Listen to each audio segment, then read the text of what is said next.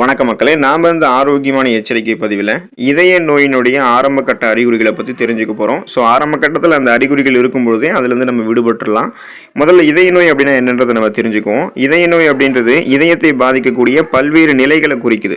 இதில் கரோனரி தமனி நோய், அதாவது தமனிகள் சுருங்குதல், இதய நாள பிரச்சனைகள் மற்றும் பிறக்கும் போது ஏற்படக்கூடிய இதய குறைபாடுகள் போன்ற பிரச்சனைகள்லாம் அடங்கும். இந்த நிலைமைகள் மாரடைப்பு, மார்பு வலி, ஆன்ஜினா அல்லது பக்கவாதத்திற்கு வழிவகுக்கும். உயர் ரத்த அழுத்தம், அதிக கொழுப்பு, நீரிழிவு மற்றும் புகைப்பிடித்தல் போன்ற ஆபத்தான காரணிகள் இதனுடைய வளர்ச்சிக்கு பங்களிக்குது. ஸோ குறிப்பாக பார்த்தோம் அப்படின்னா அறிகுறிகள் நிறைய இருக்கு. அந்த அறிகுறிகளை பற்றி நம்ம விளக்கமாக பார்ப்போம். அதை பற்றி பார்க்கறதுக்கு முன்னாடி இந்த வீடியோவுக்கு மட்டும் ஒரு லைக்கை கொடுத்துட்டு இந்த தகவலை உங்களுக்கு தெரிஞ்சவங்களுக்கும் ஷேர் பண்ணிடுங்க. ஏன்னா அது அவங்களுக்கும் பயனுள்ளதாக இருக்கக்கூடிய ஒரு ஆரோக்கியமான பதிவு தான். இது போன்ற அப்டேட்ஸ்களை நீங்கள் தொடர்ந்து பார்க்கறதுக்கு நம்மளுடைய ஹெல்த் நியூஸ் தமிழ் சேனலை மறக்காம சப்ஸ்கிரைப் பண்ணி வச்சுக்கோங்க. பக்கத்தில் இருக்கக்கூடிய பெல் பட்டனையும் கிளிக் பண்ணி ஆல் அப்படின்ற ஆப்ஷனையும் செட் பண்ணி வச்சுக்கிட்டீங்க அப்படின்னா நான் போடக்கூடிய எல்லா அப்டேட்ஸும் உங்களுக்கு நோட்டிஃபிகேஷன் அடிக்கடி சேரும். சரிவாங்க மக்களே, இப்போ வீடியோக்குள்ள போயிடலாம். மார்பில் அசௌகரியம் தோன்றுவது இதய நோய்க்கான ஆரம்ப கட்ட அறிகுறியாக பார்க்கப்படுது. இது மிகவும் பொதுவான அறிகுறிகள்ல ஒன்றாகும். இது மார்பில் அழுத்தம், இறுக்கம் அல்லது மார்பு வலி போன்ற உணர்வுகளை கொடுக்கும்.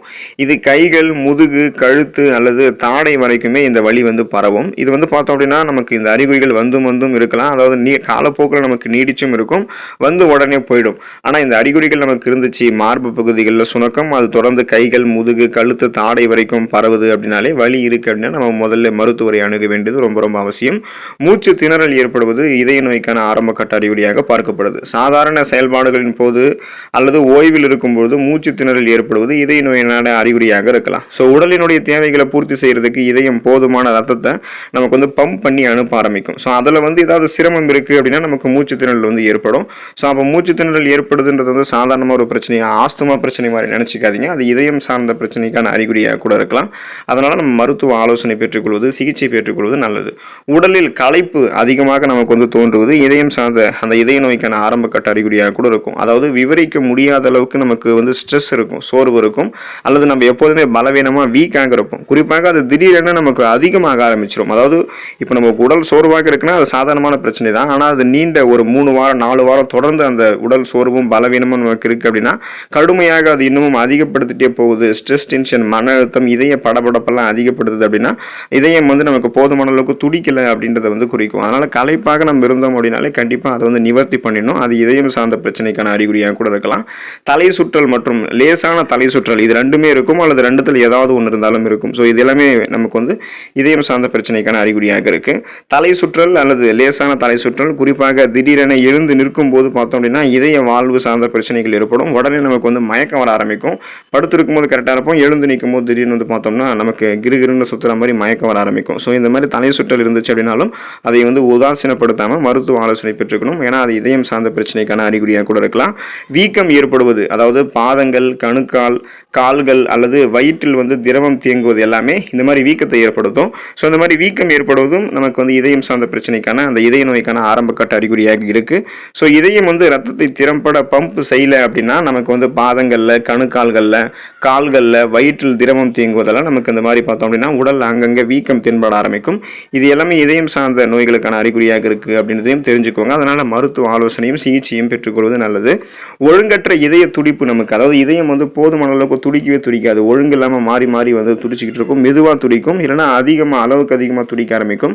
ஸோ இந்த மாதிரி இருக்கிறதும் இதயம் சார்ந்த பிரச்சனைக்கான ஆரம்ப கட்ட அறிகுறியாக இருக்கு. ஸோ அதாவது இதயம் படபடவென்று அல்லது துடிக்குவது மெதுவாக ஸ்லோவாக இதாகிறது, இது எல்லாமே அரித்மியாவினுடைய அறிகுறியாக இருக்கலாம் என்று சொல்றாங்க. அதாவது இதயம் மிக வேகமாக, மிக மெதுவாக அல்லது ஒழுங்கற்ற முறையில் துடிக்கிறது, இது எதுவுமே நமக்கு சாத்தியம் கிடையாது. ஸோ இந்த மாதிரி நடக்குது அப்படின்னாலே நமக்கு இதயம் சார்ந்த பிரச்சனைகள் ஏற்படுதுன்றது தான் அர்த்தம். ஏன்னா இதயம் நமக்கு சீரான அளவில் தான் துடிக்கணும். ஸோ அந்த அளவு மாறி மிக மெதுவாக துடித்தாலும் மிக வேகமாக நமக்கு துடித்தாலுமே நமக்கு அது பிரச்சனை தான். ஹை பிபி என்று சொல்லக்கூடிய ஹை பிளட் ப்ரெஷர் உங்களுக்கு இருக்க ஆரம்பிக்கும். ஸோ உயர் ரத்த அழுத்தம் கொண்டவர்களுக்கு இதயம் சார்ந்த பிரச்சனைகள் இருக்கலாம். பெரும்பாலும் ஒரு அமைதியான நிலை, உயர் ரத்த அழுத்தம், குறிப்பிடத்தக்க அறிகுறிகள் இல்லாமல் படிப்படியாக இதயத்தை தமனிகளையுமே சேதப்படுத்தும். ஸோ இந்த மாதிரி நீங்கள் ஹை பிபி என்று சொல்லக்கூடிய அந்த ஹை பிளட் ப்ரெஷர் இருந்தீங்கன்னா அந்த பிரச்சனையிலிருந்து விடுபட பார்க்கணும். ஏன்னா அது மேற்கொண்டு நமக்கு இதயம் சார்ந்த பிரச்சனைகளை இது ஏற்படுத்திகிட்டே இருக்கும். ஸோ இந்த மாதிரி பிரச்சனைகள் இருக்கும்போது நம்ம இதயம் சார்ந்த ஒரு நிபுணரை, இதய நோய் நிபுணரை எப்போது பார்க்க வேண்டும் அப்படின்னு பார்த்தீங்கன்னா, இந்த அறிகுறிகளில் ஏதாவது ஒன்றை நீங்கள் அனுபவிச்சீங்க அப்படின்னா உடனடியாக இதய நோய் நிபுணரை நீங்கள் அணுக வேண்டியது ரொம்ப ரொம்ப முக்கியம்.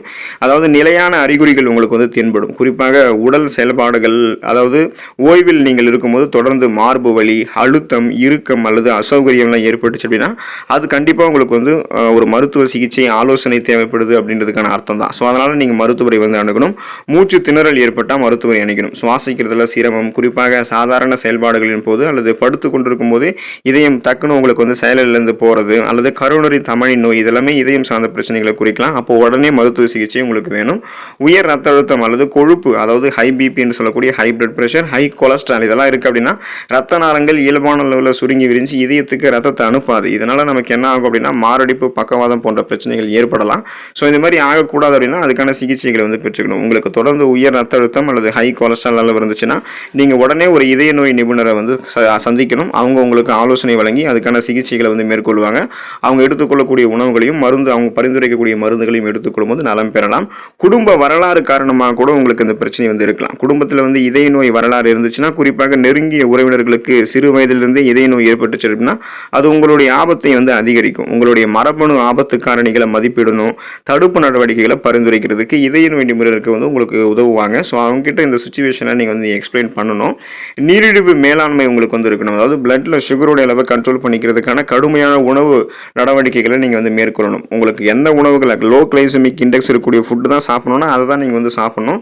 நீரிழிவு நோய் இதய நோய் ஆபத்தை அதிகரிச்சிடும். அதனால் வழக்கமான இதய மதிப்பீடு, நீரிழிவு பராமரிப்போட நிர்வகிக்கணும். அதனால் நீங்கள் பிளட்ல சுகரோட அளவை கண்ட்ரோல் பண்ணக்கூடிய லோ கிளைசமிக் இண்டெக்ஸ் இருக்கக்கூடிய அந்த கடுமையான உணவை வந்து கடைபிடிச்சு அந்த உணவுகளை மட்டும்தான் நீங்கள் எடுத்துக்கணும்.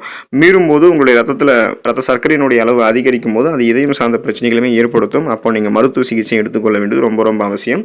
இதய நிலைகளிலிருந்து நீங்கள் மீளும் போது உங்களுக்கு மருத்துவ சிகிச்சை வேணும். அதாவது உங்களுக்கு மாரடைப்பு, இதய அறுவை சிகிச்சை அல்லது ஸ்டென்ட் பொருத்துதல், இது மாதிரி ஒரு செயல்முறை இருந்துச்சுன்னா நீங்கள் கண்டிப்பாக வந்து எதிர்காலத்தில் நீங்கள் ஒரு இதய நோய் நிபுணரை தவறாமல் சந்திக்க வேண்டியது ரொம்ப ரொம்ப அவசியம். ஸோ அவங்கள வந்து நீங்கள் அடிக்கடி கன்சல்ட் பண்ணிக்கிட்டு இருக்கிறது கூட நல்லது தான். ஏன்னா உங்களுக்கு எப்போ வேணால் எந்த வேணால் நடக்கலாம். ஸோ பயப்படணும் அப்படின்றதுக்காக இது எதுவுமே வந்து சொல்லப்படலை. நீங்கள் எச்சரிக்கையாக இருக்கணும் அப்படின்றது தான் சொல்லப்படுது.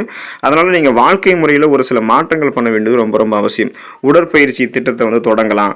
உங்களுக்கு இருக்கக்கூடிய புகைப்பிடிக்கிறது, மது இருந்தக்கூடிய பழக்கத்தை வந்து விட்டு விடலாம். புதிய உணவு முறையை வந்து நீங்கள் ஏற்றுக்கலாம். அதாவது உங்களுடைய இதயத்தை பாதுகாக்கக்கூடிய ஊட்டச்சத்துக்கள் இருந்திருக்கக்கூடிய உணவுகளுக்கு இந்த பாதாம், பிஸ்தா போன்ற விதைகள், நட்ஸ் வகைகள் இது எல்லாத்தையுமே நீங்கள் வந்து ஒரு முக்கியத்துவம் கொடுத்து அந்த உணவுகளை வந்து எடுத்துக்கொள்ளலாம். கொழுப்புகள் வந்து உங்களுக்கு ஆரோக்கியமான கொழுப்புகளை கொடுத்து உங்களுடைய ரத்த நாளங்களில் படிந்திருக்கக்கூடிய கெட்ட கொழுப்புகளை குறைக்கக்கூடிய உணவுகளை வந்து எடுத்துக்கலாம். ஸோ ஆலிவ் ஆயில், ஸோ இந்த மாதிரி வால்நட்ஸு, அக்ரூட் பருப்புகள், அதாவது இந்த பிஸ்தா பருப்பு இதெல்லாமே பாதாம் பருப்பு எல்லாம் எடுத்துக்கொள்ளும் போது நம்மளுடைய இதயத்தை அது வந்து ஆரோக்கியமாக பராமரிக்கும். கெட்ட கொழுப்புகளை குறைத்து ரத்த நாளங்கள்லேருந்து கொழுப்பு படியாமல் ரத்த நாளங்கள் இயல்பான அளவில் சுருங்கி விரிஞ்சு இதயத்துக்கு ரத்தத்தை அனுப்புறதுக்கு ஹெல்ப் பண்ணும்.